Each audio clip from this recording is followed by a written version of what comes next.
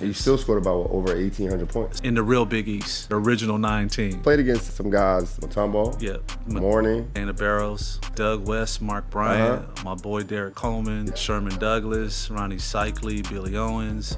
You know, we had Jerome Lane and Charles Smith. Who was the best player you played against? The best player I ever played against, Derek Coleman. The best player in the Big East that I ever was on the court with would be Jerome Lane. You said you've seen the mistakes. You've seen the guys make the same mistakes. What's one of the most common mistakes players make once they get money? Jewelries, cars.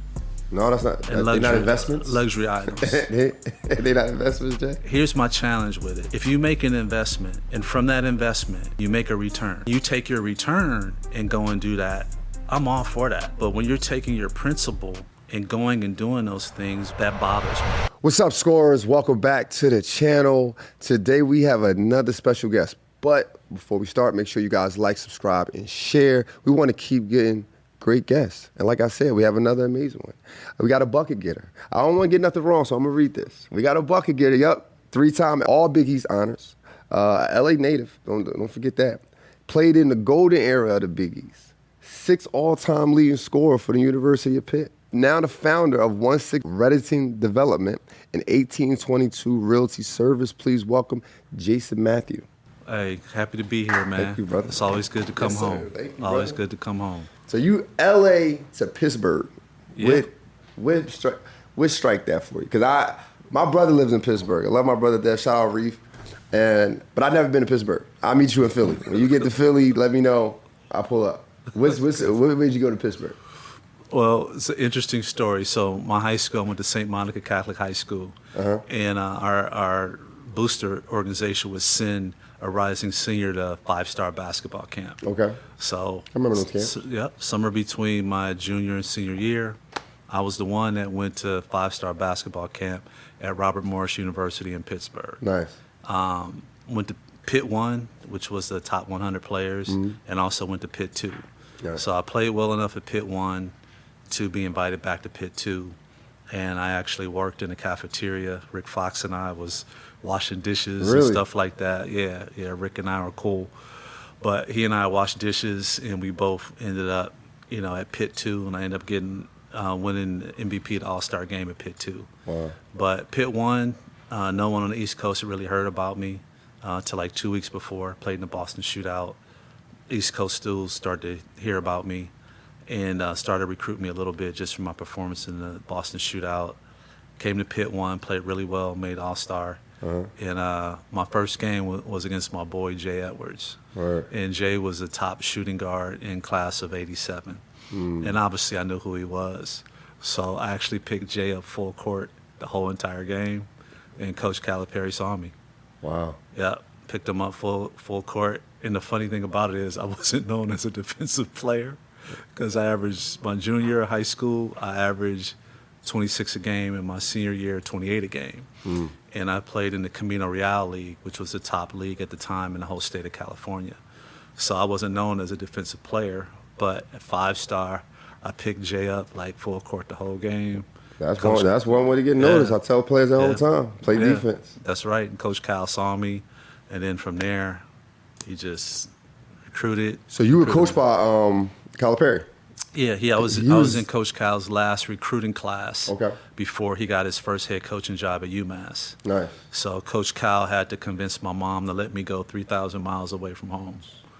And to this day, they laugh and joke about it. In Coach Cal's last season at Kentucky, I took my mom. Oh, nice. And they were talking about the home visit and the whole thing. She was drilling them with questions. And Coach Cal was like, I knew if I could make it through Jason Matthews' mom, I'll be good going forward. So my dad was like, yeah, he needs to get out of here, experience something different, whatever. Moms are different. Right. But it was really my big brother Rodney, that was like, Mom, I'm going to be in New York City, living close to Pittsburgh. Like, I'll keep an eye on him. Good. So kudos to my big brother. So how was the culture shock coming from LA to Pittsburgh for you? It was a big culture shock. But I was excited to explore the East Coast even more. That summer, when I got to Pitt, I I got there in August. When school started, a good friend of mine, Sean Higgins, was at the University of Michigan. So I even flew from Pittsburgh up to Ann Arbor a couple times. Just, it's new. It's exciting to explore it. And then I would go to New York City as well. And so, Bronx, Brooklyn, all that kind of stuff. So as an LA kid, I was excited to be on the East Coast and explore even before the Big East season started. Nice. And so you played at Pittsburgh, and you're a 6th all-time leading scorer right now. Yeah, I can't believe I'm still number 6. Really? Why not? I just believe in the evolution of the game and great players, coming to Pitt after, I did. Yeah. And I never thought that I thought I'd be in the top 25, but I didn't think I'd be number 6. And you top 3-point percentage all time for the NCAA. I believe you said 15th, right? Yeah, that was a shocker too. Really? Our SID at University of South Florida, he's like, Jay, I bet you're in the top 25. I'm like, no way, not after 30-something years. Yeah. So he put up his laptop. He went, spun it over to me. I looked. I was like 15. So that was surprising. That was a nice. Did you shoot a lot of threes back in the day? Because I remember the era. Because people always think Larry Bird is the top 3-point shooter, which he is, but he only shot 2 3-pointers a game on average. So were you shooting a lot of threes? I didn't get a lot of shots because I played with McDonald's All-Americans.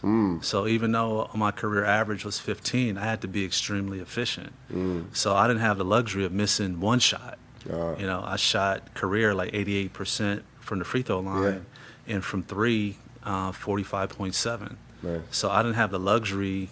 I think the most shots I ever took in one game may have been 14 or 15. And that may have occurred less than 10 times in my whole career. Wow. Again, I'm playing with first-team All-Americans. You still scored about over 1,800 points. Scored over 1,800, yeah. Wow. In the real Big East. In the real Big East. The original 9 teams. Yeah. The golden era, as you said. Yeah, the golden era, man. Because you played against some guys. Who you played against? Mutombo? Yeah. Morning? Yeah, Mutombo. Dana Barrows? Dana Barrows. Keep going, shoot. Doug West, Mark Bryant, my boy Derek Coleman. Derek Coleman, yeah. Sherman Douglas, Ronnie Cycli, Billy Owens. We had Jerome Lane and Charles Smith, both NBA first-round draft picks. Who was the best player you played against in the Big East, that we would know? Derek Coleman. Derek Coleman? Yeah, DC. He was that good? Yeah, he was. I know he's number 1 pick, so he got to be that good, huh? The best player I ever played against, Derek Coleman. The best player in the Big East that I ever was on the court with would be Jerome Lane, my teammate. Nice. Yeah, Rome was 6'5", led the nation in rebound 2 years in a row. Super high IQ as a player. Best player I was on the court with. Best player I played against, I would say DC. DC. Yeah. What made him so special? 6'9", could handle, rebound, block shots, make a mid-range jumper, but just have fun. He would talk trash, but it was funny. Like, Jay, I told you not to come in here. Or if I make a 3, he'd be like, that's the last one you're going to make tonight. That's funny. So I remember one time we were in the Big East tournament. We were going to play them. I'm warming up, just getting some shots out, warming up. Someone blocks my shot. And I'm like, who's blocking my shot? I'm just out here early warming up. Right. I turn around as him. And he looks at me, he's like, that's going to be all night. I'm like, bro, the game ain't even started yet. Leave me alone. Right. But I became cool with DC because my high school teammate, Earl Duncan, went to Syracuse. So that's how I got to know DC. And then Stevie Thompson being from LA as well. They were all in the same recruiting class. Gotcha. So that's how I kind of became friends with DC. Did you have any professional opportunities after Pittsburgh? Yeah, I had some professional opportunities.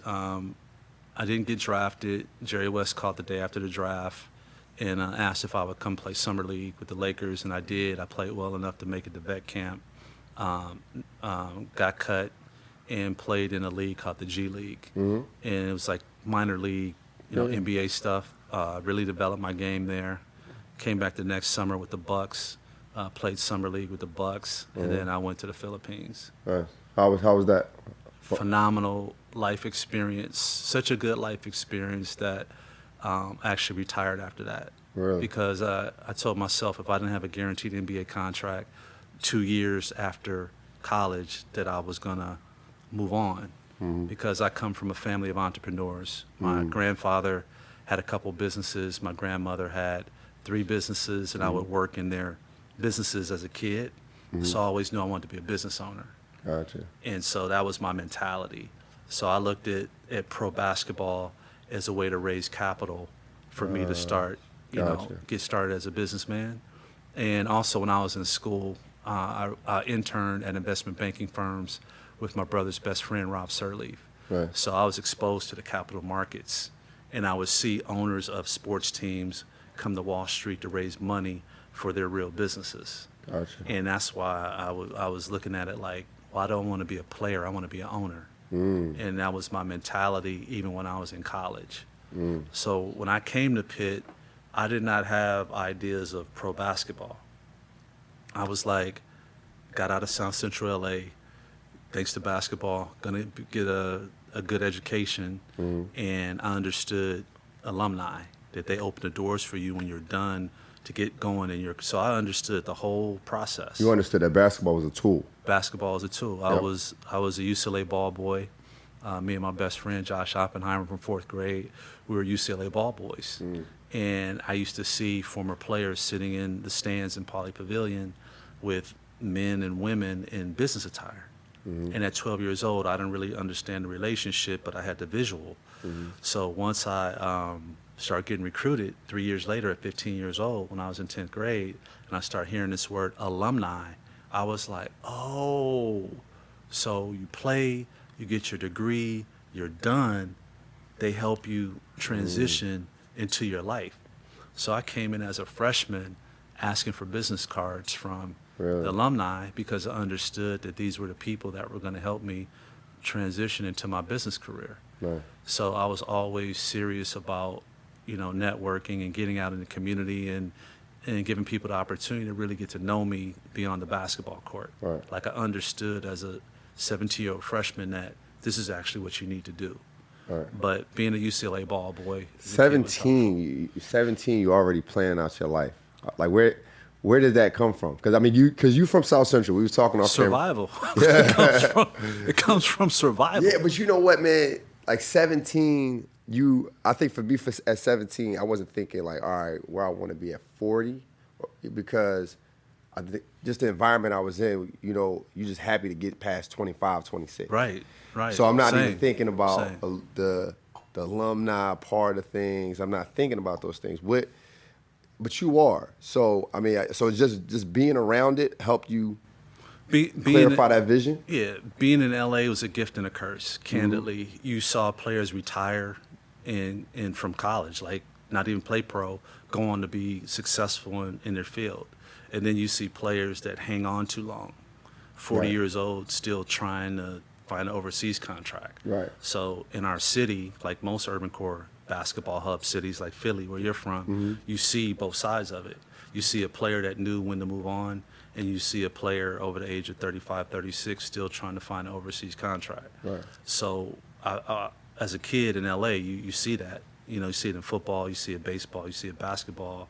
And I never wanted to be the person that was still struggling at that point. So I knew I was going to be prepared to accept all opportunities and advantages that basketball brings my way. And to this day, basketball is still a vehicle that's carried me forward in my career, being a dad, and the experiences that my kids and my wife, my family, and my friends have had. Redditon Development, was that the first business you started? No, first business I started, I was like 7 years old. And it was still a funny story. This is a good business lesson I learned at 7 years old. Next door neighbor used to recycle cans. Right. That's when recycling hit LA. I was like 7 years old. And me thinking like, you know what? I'm making $1 a trash can by pulling my neighbor's trash cans to the curb. I can cross-sell and like buy garbage bags, have my mom take me to the grocery store, get garbage bags. While I'm taking care of my clients' regular trash, I would leave like a big garbage bag and say, please put your cans in this bag. I'm going to come and get this as well. Nice. 7 years old. But my grandfather owns 2 businesses. My grandmother owns 3 businesses. Right. And as a kid, I'm helping them in their business. So even at 7 years old, I have this business mind. So I gathered like probably 20, 25 bags. And my next door neighbor, like every Saturday morning, he would drive his cans out to San Pedro, the recycling facility, and he would get money, right? So I'm like, all right, I'm ready. I got my 25 bags. He's like, okay, today's your day. So we loaded all mine on his pickup truck. We driving out there. I'm dreaming I'm getting a new bike, skateboard, get some new sneakers. I'm dreaming about all this stuff I can buy, right? Right. We get out there, take the bags off, put them on there like a big gigantic scale. You throw it in, they weigh it, right? And We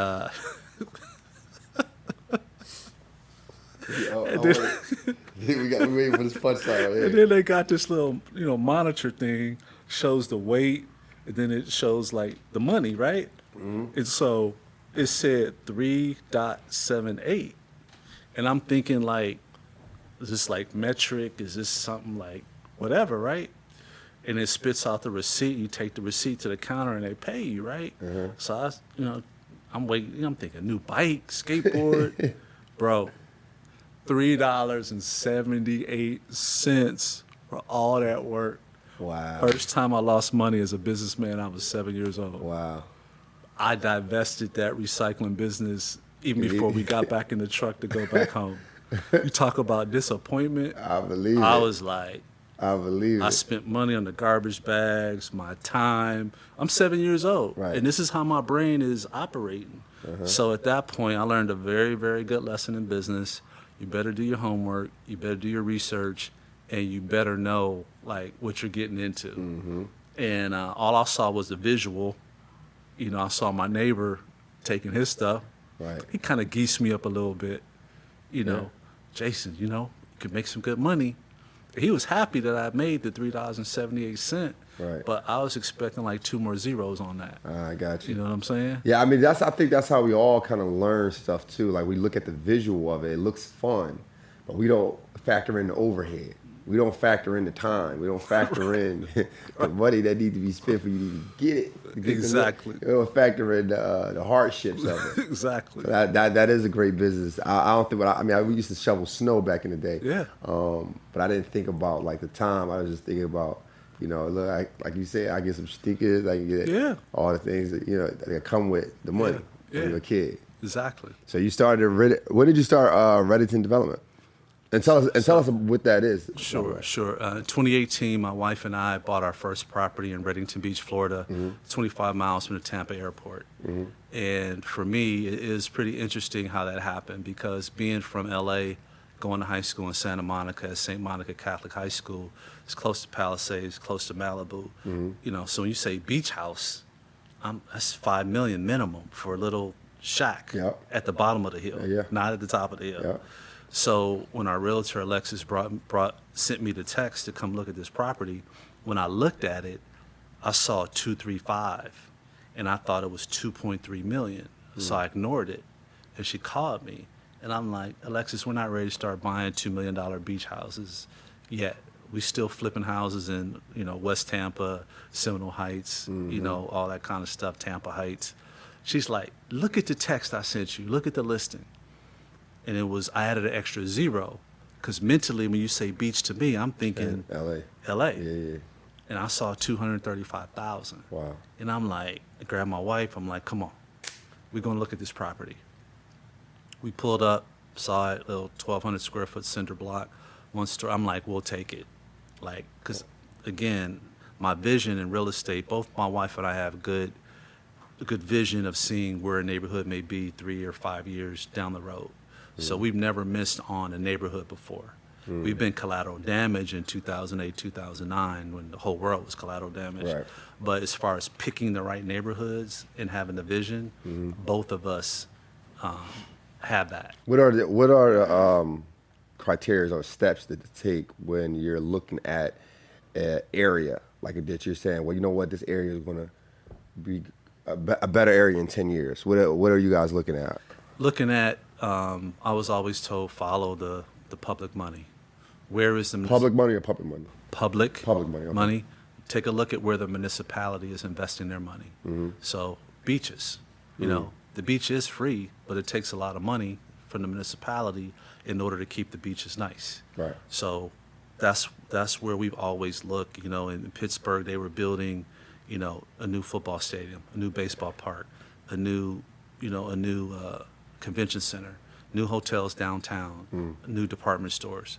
So what neighborhoods are adjacent to all that, you know, $5 billion in development that happened in Pittsburgh at that time? Right. And so I started investing in adjacent neighborhoods to all that money. So downtown Tampa, Bill Gates dropped $5 billion downtown Tampa. What neighborhoods are adjacent to downtown Tampa? You know, we got two other developments, $3.5 billion each in Ybor City, Darrell Shaw and Kettler. Boom, $7 billion right adjacent to downtown. What neighborhoods are adjacent to that? So that's really what I've always looked at is what neighborhoods are adjacent to these billion-dollar projects. Right. So And it's hard to go wrong with that. So are you just now you developing all throughout Tampa? No. So now we're focused on Reddington Beach, beautiful beach community.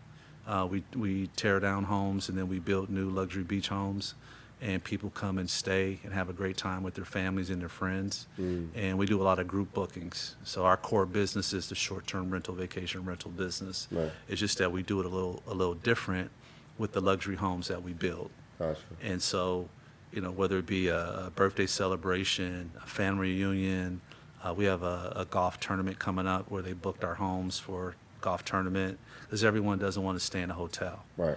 And so they want to stay in luxury beach homes. And ours are sleep 10, so they're 4,000 square feet, Wow. 3-story, sleep 10, very comfortable, Right. 6-bedroom, 4.5 bath. And so people come and stay, they have a great time. And I'm saying that because I do read our reviews. So Right. we get a lot of 5-star reviews, and the individuals talk about how spacious, how comfortable, and what a good time they had. Gotcha. So that's important for us to deliver that. And we have, you know, concierge services as well. So grocery delivery, private chef, IV therapy, massage therapy, physical therapy, golf cart, fishing excursion, whatever, you know, you may need. We do have those concierge services. So for the people who watching this, because I know some people the gear is turning now. How are you managing it through all the seasons though? Like does it? I mean, it fluctuates through like different seasons, correct? Well, it doesn't really fluctuate depending on your approach. So historically, the slowest 3 months is August, September, October. But historically, August, September, and October are the busiest months for conventions. So if you change your target market for your customer, then those 3 months can be great. Wow. So we're getting ready to hire someone to only focus on group bookings. So not just the corporate events and family reunions and things of that nature, but there's a lot of other events that happen in August, September, and October where people would love to come and stay. Yeah. But you have to target a different clientele. Gotcha. So from November to April, you have the Canadians, you have the Northeasterners, you have the Midwesterners that want to get out the cold. Then you have obviously the summer family travel. You know, you have the weddings, you know, you have the family vacations, you have the graduations, celebrations, all that in the summertime, early fall. You know, that's conference season. Right. And everyone's doing a conference in August, September, October, and you just have to target that population. Right. So you can be strong all year round if you really have a good game plan. Is Reddington development tied in with 1822 Realty? Yeah, so 1822 Realty Services, my daughter and I, Taylor, my middle child, the female, I call her the female version of me. She's out here right now in LA with us working. But what we did was, she was a D1 athlete, I was a D1 athlete. We've seen the bad financial decisions, unfortunately, that our athletes have made. Right. And for me, I see the same mistakes 30 years after the fact than when I was coming through. So we have a heavy emphasis on financial literacy, Right. and helping them making better financial decisions. And that just comes through education. Right. So working with the players, like we have a book list, you know, start reading these books, send us your summaries, Let's have a dialogue back and forth about what you're learning. You know, okay, let's talk about, you know, what investments you should be looking at. You know, I was a licensed financial planner for 6 years. I understand the concept of financial planning because I was in the business. Obviously, I understand real estate. You know, my mom was an accountant for 40 years. I don't give tax advice, but I understand the concept of it and know enough to say, ask your CPA this. Things of that nature. So I have a pretty good, you know, general knowledge of a lot of different, you know, financial products and things of that nature. Right. So the whole goal of 1822 Realty Services is to work with the college and pro athletes on financial literacy, and then that can also transition into them making some smart investments in the real estate industry. Just to go back, because you said you have a book list. Do you mind sharing a few of these books that you for our audience so that we can jumping on top of that? Absolutely. One I really like. My boy Kevin recommended to me a few years ago. It's called The Color of Law. Color of Law. Very, very good book. Okay. Very good book. Another book I like is called What Would the Rockefellers Do? Because it talks about using life insurance in a very different way than most people think that they want to use it. I really like that one a lot.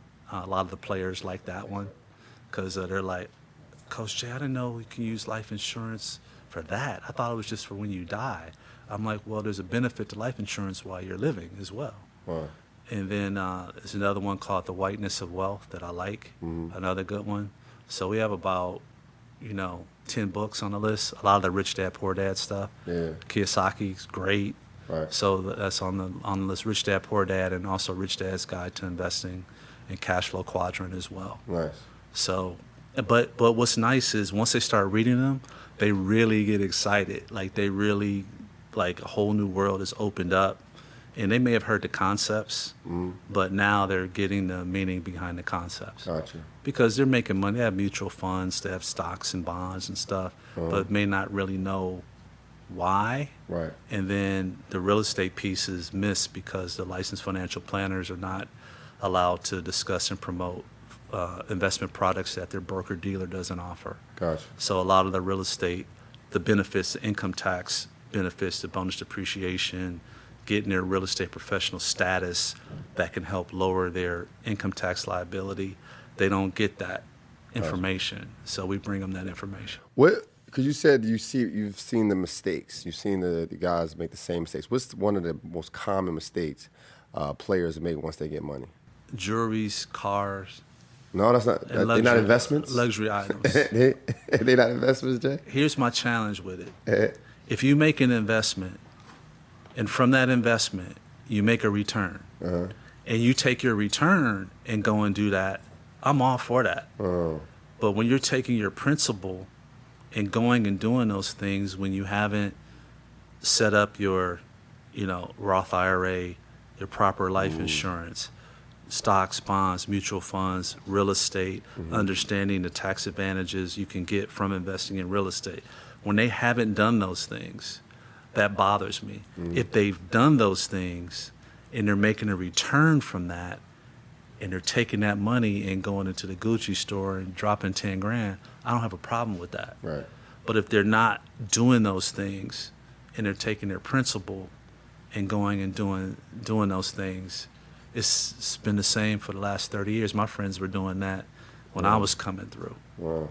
So Is it a method to that? Like, I kind of understand why people do it because, most times when athletes come from where we come from, we haven't had much. So now we had as money, we figure it's time to show people. Why aren't we patient? Why aren't we patient when it comes to these investments? Because when you invest in stuff, it takes years to even see the return to get.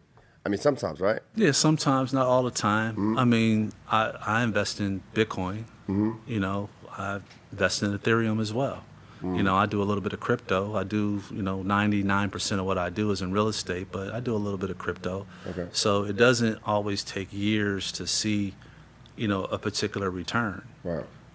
But unfortunately, sometimes our athletes think that the money will never run out, and they're not planning for my average in this career is going to be 4 years or 5 years or whatever, I need to plan and know what my next step is going to be when I transition out of my sport.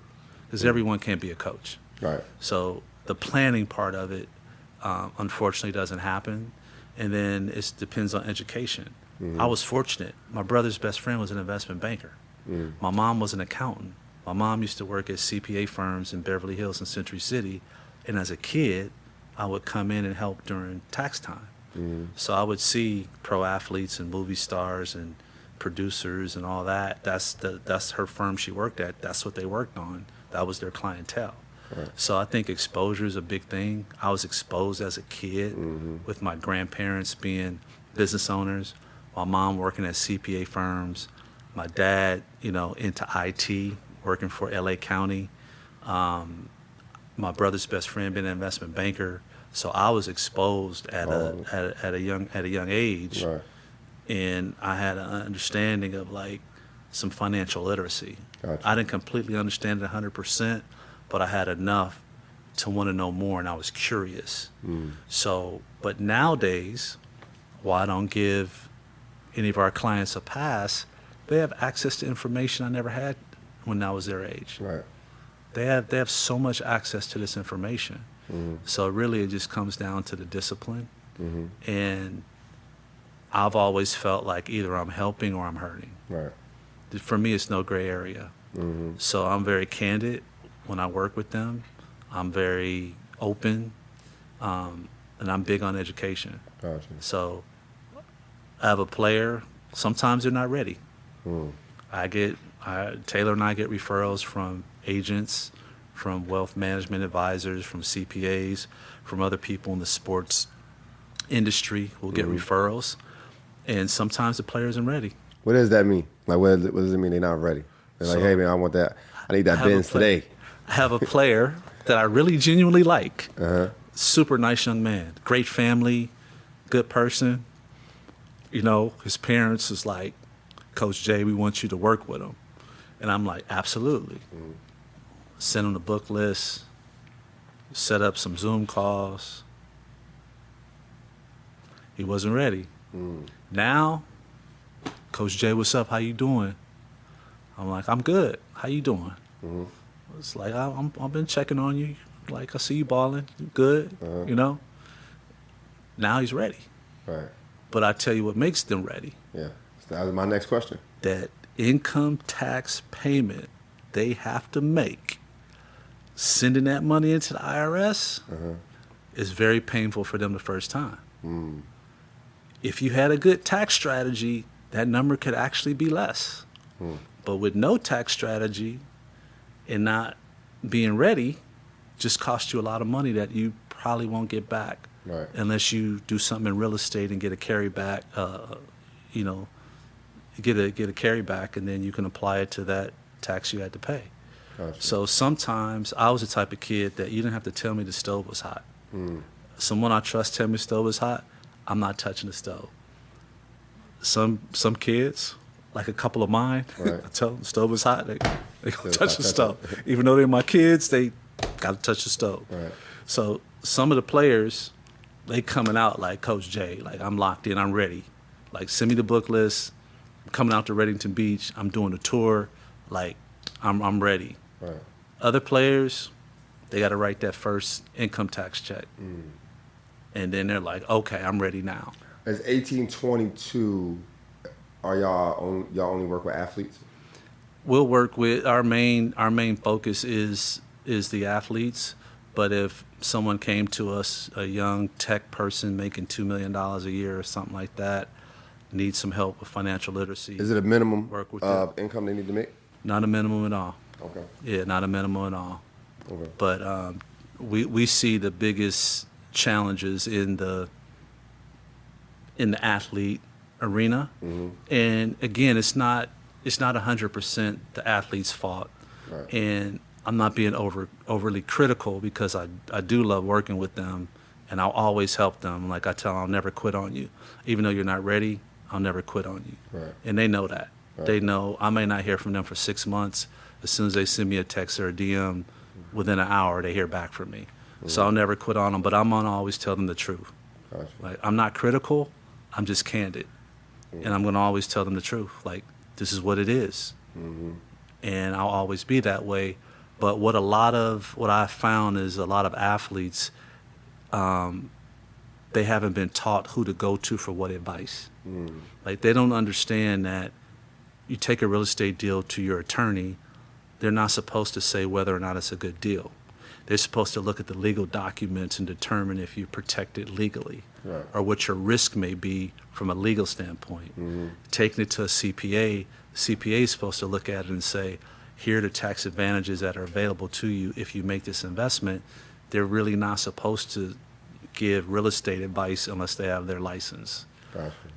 When it comes to your wealth advisor, your financial planner, they're only allowed to sell and recommend the products that the broker-dealer, has authorized. Gotcha. So they're not supposed to really give real estate advice either.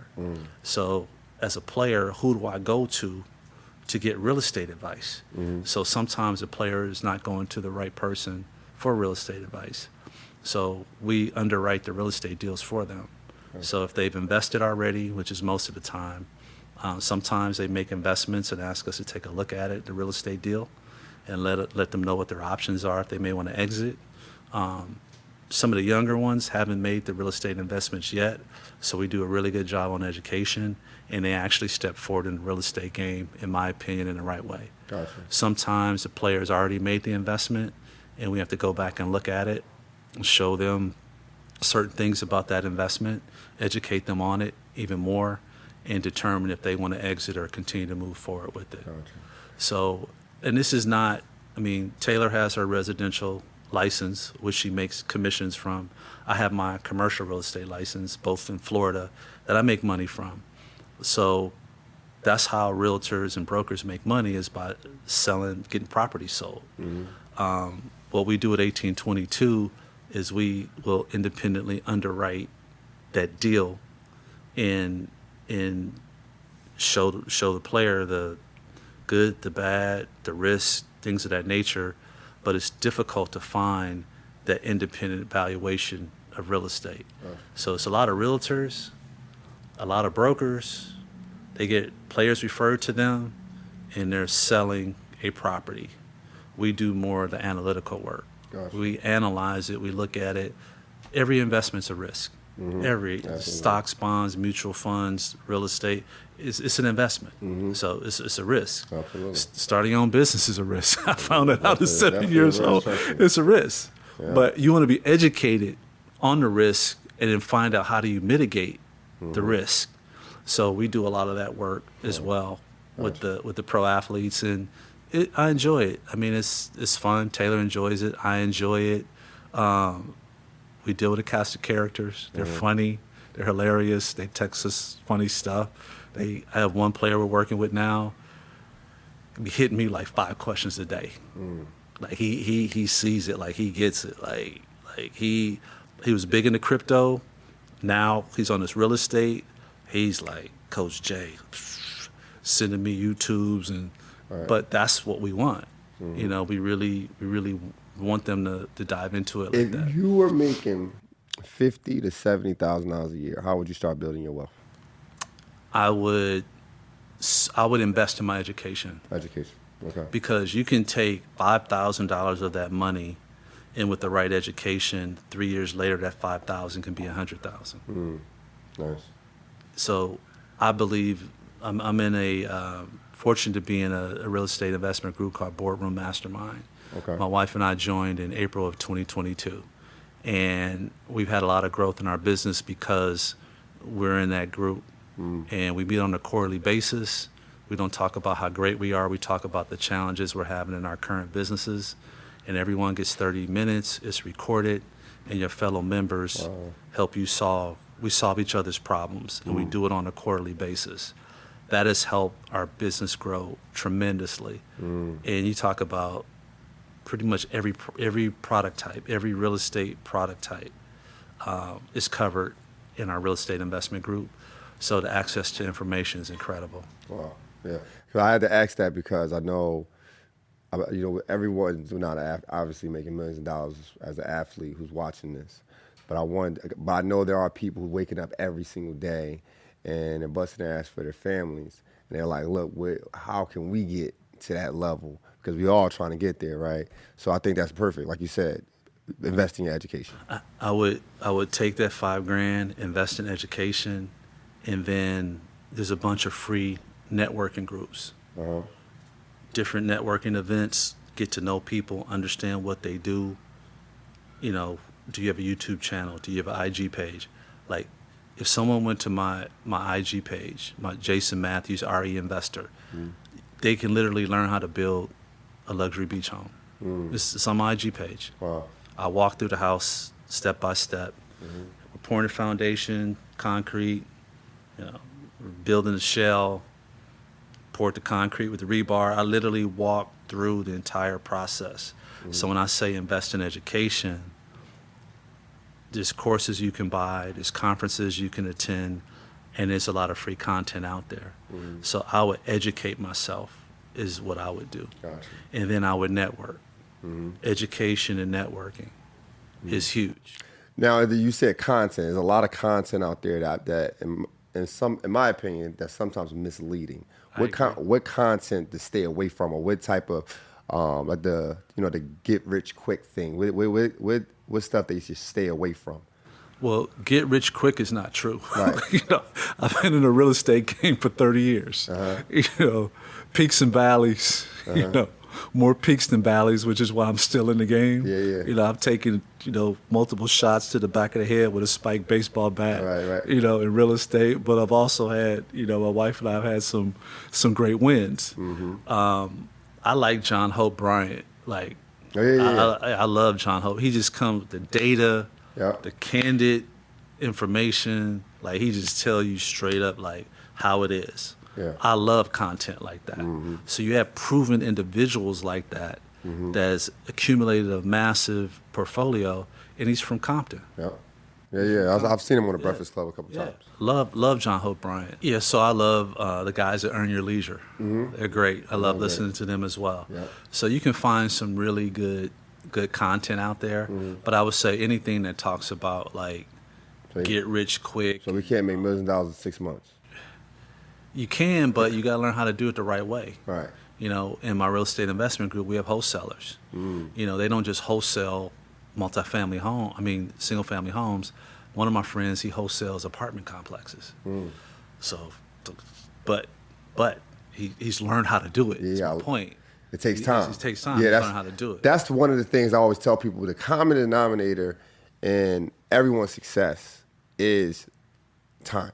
They have time. They put time in. Like you said, you've been doing it for 30 years, so you can just eyeball a deal and say it's a good deal or a bad deal. But you have to put the time in to do it. And I think that's the part where people fear, like the development part. Like you said, you took some hits, some valleys and peaks, but it comes with the game. Every investment is part of it. Right. And I'd rather take the hits of trying to invest in my future than investing in a chain or a watch. You right? That's my tough. I have a tough one with the jewelry. Yeah, man. I'm not a jewelry guy. I have like one nice watch. Watches, I have like one nice watch. Flashy. But again, if they're buying those things with their investment return, I don't have a problem with that. Right. I really don't, because the money is work for them. They're making money in their sleep, and the rewards of making money in their sleep. Like, my weakness is I like fashion sneakers. So whenever I close a deal, get a severe challenge resolved in real estate, I'll go and I'll buy a pair of real nice sneakers. Yep. But I've worked for it though. Like, I've earned it. I've worked for it, and so my reward is this. So I don't have an issue with that part of it. Gotcha. It's just when they haven't set these other things up and they're pinching off their principal and burning through their principal, then that reduces the amount that they have to actually invest. Gotcha. But if they want to buy, Gucci backpack and Louis duffel bag and all that from their investment return, I support that. Yeah. I don't have a problem with that. Likewise. But they do try to get me to co-sign some of these ridiculous purchases with using their principal. Right. I'm like, your mom ain't calling me. Don't be saying Coach J. I talked to Coach J. Coach J thought it was a good idea. I'm like, nah, bro. We're not doing that. Absolutely. Because these moms be serious. I bet. Because they've seen they want their sons and daughters to make, good decisions. Right. And even the players that aren't ready yet, the parents are a little frustrated. And I just tell the parents, like, I'll never quit on your son or daughter. Right. When they're ready, I'm still here. We got a segment called Brainwash to Think Elite. Brainwash. So what we do is we talk about the tough times, and how we got through it. Because what got us through it most times is the mental. So you talked about how you taking some hits as an investor. How are you getting through it mentally when you take them big hits? And then you got to tell us the story of the hit that you took. From South Central LA, bro. Survival, daily. Trying to figure out how to get home from the bus stop and avoid the gangs. So that mental toughness I just developed as a kid for survival, to stay alive. Right. And so applying that to business, live to invest the next day. Yeah. Today was a tough day. Today was a challenging day. But tomorrow's a new day. So don't do anything stupid. Don't do anything illegal. Don't do anything fraudulent that won't allow you to continue in the business. So you're going to take a hit. You're going to lose money today. You're going to lose money this week. You're going to lose money this month. You're going to lose money this year. Right. But don't do anything stupid, illegal, or fraudulent that will remove you from this great real estate industry and throw you off the track completely. So I've been very comfortable with taking hits over 30 years in this game, but knowing that I had the intellect, that my wife has the intellect, that our mentors have the intellect to help us get going again. So 2008, 2009, my wife and I did nothing wrong. Hammered. We had to rebuild. Got involved in oil and gas. Did very well in oil and gas. Global financial meltdown in oil and gas. Took another hit. Moved to Tampa. Got back into it. Flipping houses. Did that. Reinvested in the beach. Now we're doing our deal. 2 hurricanes hit September, October of last year.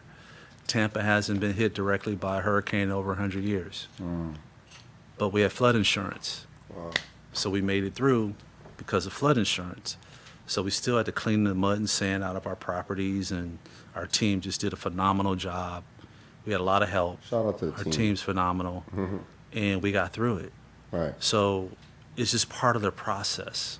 If you're going to be involved in something for 30 years, you're going to have, if you live long enough, you're going to have challenges. Yep, absolutely. It's how you deal with them. Yep. So there's always things that happen. You always have to be ready to pivot. But the number one thing that I'll say is just mental toughness. Mental toughness, yeah. Like, I've had a gun put to my head before. And living past that, I've never complained one time. I heard that. No matter how much pain or challenges come my way, God spared my life. I've never complained ever after that day. When you say mental toughness, what are you doing daily to keep it, to strengthen your mental toughness? Because I know for me, I wake up in the morning, I'm listening to something motivational. I'm not looking at my phone. I'm going to the whole meditation mode. Do you do anything like that? Well, I've always realized there's other people in the world that have more challenging lives than I have. I'm real about that. People in the U.S. and people outside the U.S. Have more challenging situations than what I have. So I've always said to myself, Jay, it's never as bad as you really think that it is. Right. This is temporary. Like, this may be for a week, this may be for a month, this may be for 6 months, but it's not going to be for a long period of time. Right. So my approach has always been, this is temporary. So I'm not a emotional, knee-jerk, irrational person. So like I said, I'll take the hit. I've taken several hits. Right. And I think playing sports is a big deal. Yeah. I mean, my dad had me playing pitcher. I'm pitching the World Series, someone hits a home run. Yeah.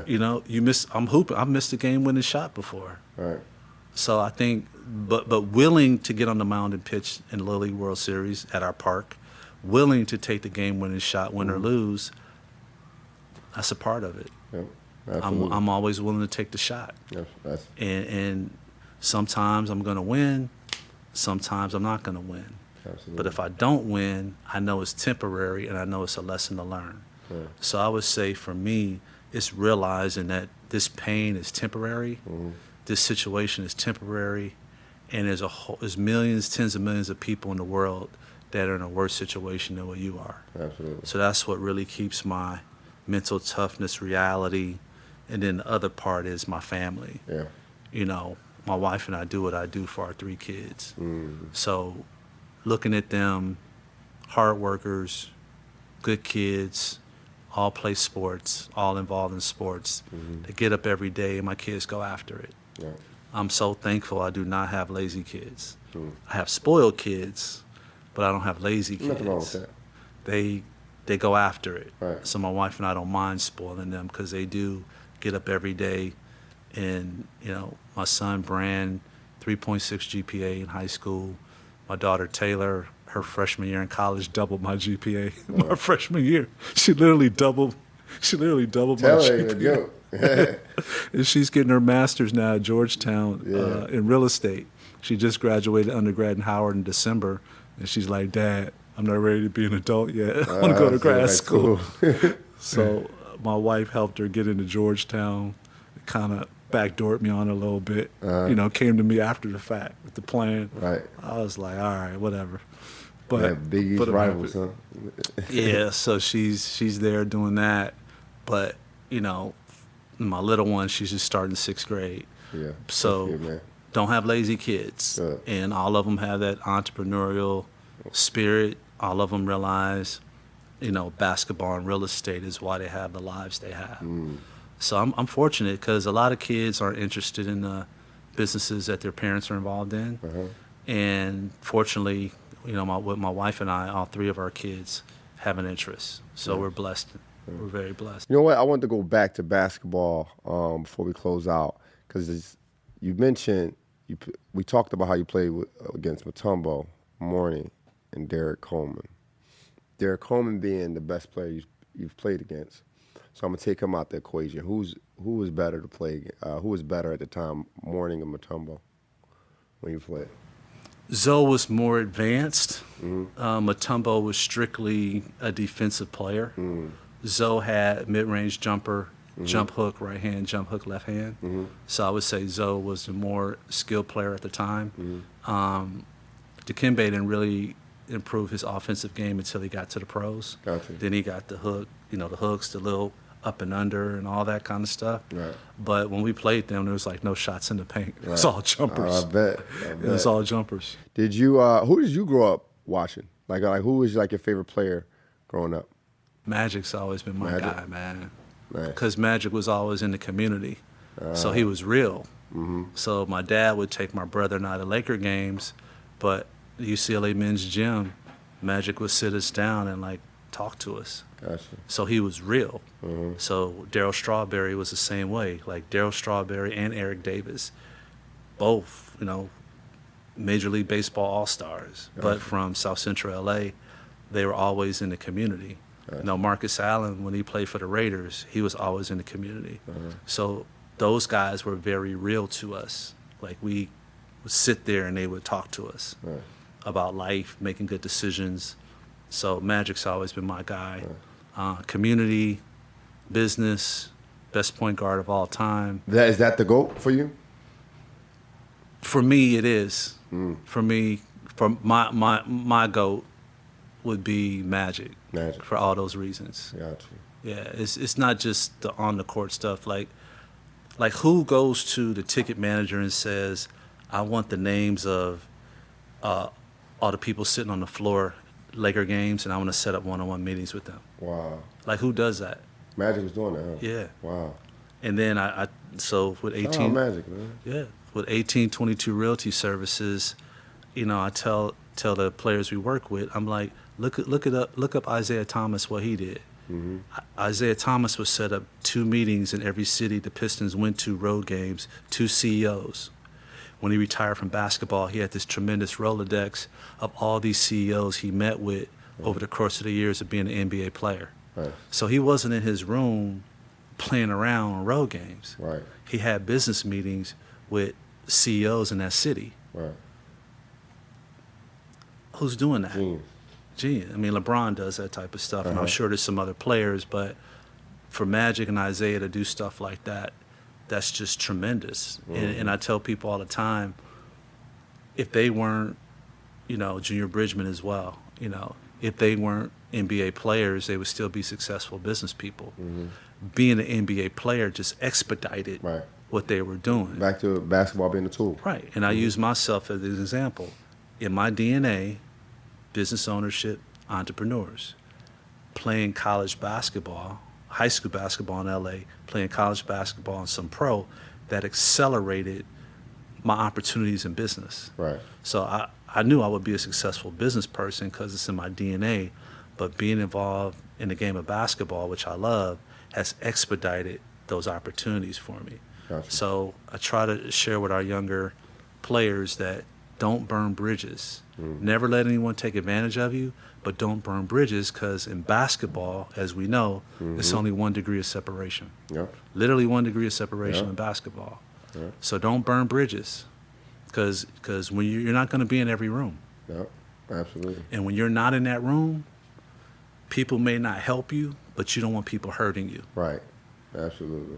Everyone's not going to help you. 'Cause basketball can't last forever. You ain't gonna be able to be serviceable in basketball forever. Not on the court. Yep. But if you treat it right and you love it and you respect it, I'm 55 years old. I haven't played in 30 years. But basketball has us here today Yep. because of Coach Tone. And if you treat basketball right, things like this can happen. And I've always treated the game with respect, with love. I've coached it. I've played it. I've been involved in it. And it's always treated me right. Absolutely. Same here. Well, listen, man, I appreciate your time. Appreciate the wisdom, the game. Obviously, we'll keep in touch. But, yeah, man, I love everything you're talking about, because I definitely want you to help me. I want you to help me build my portfolio, man, because I definitely need the help. And where can everyone and anyone else who needs help, where can we find you? Yeah, I do a lot on IG intentionally for educational purposes. So my IG is Jason Matthews, it's 2 T's, RE Investor. And then they can also go to our website, which is www.16reddington.com. It's the digits, 16. So 16 Reddington. Reddington has 1D, REDINGTON.com. Again, I'm big on education. So we have a lot on there about what we're doing, how we're doing it, the ups, the downs. Yeah, for sure. It's very realistic. For sure. Yeah. All right, man. Well, there you have it. Another interview for Score Society. Make sure you guys like, subscribe, and share. Until next time, let's continue to think elite and together. Welcome to Score Society.